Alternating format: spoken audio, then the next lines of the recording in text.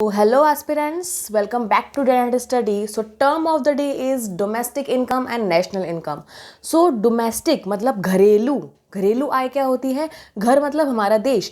तो ऐसी इनकम या ऐसे चीज़ें जो एक बाउंड्री के अंदर हो रही हैं. So domestic income is that income जो हमारी कंट्री की बाउंड्रीज़ के अंदर जो है वो अर्न की जा रही हैं.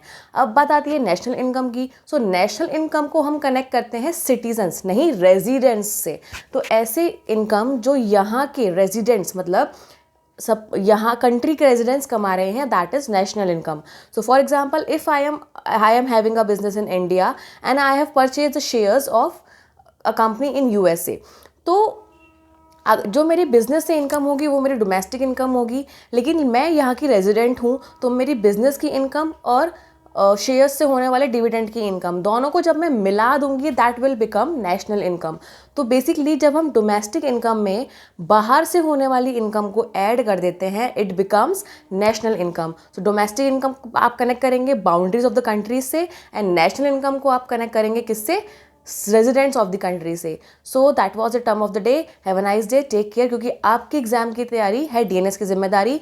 ऐप पर कोर्सेज जो है वो स्टार्ट हो चुके हैं, आप ले सकते हैं. फॉर्म आ चुके हैं, फॉर्म भरते ही फटाफट से क्लासेस पर आ जाओ क्योंकि जितना हो सके जल्दी कवर करो. Bye bye, have a nice day, take care.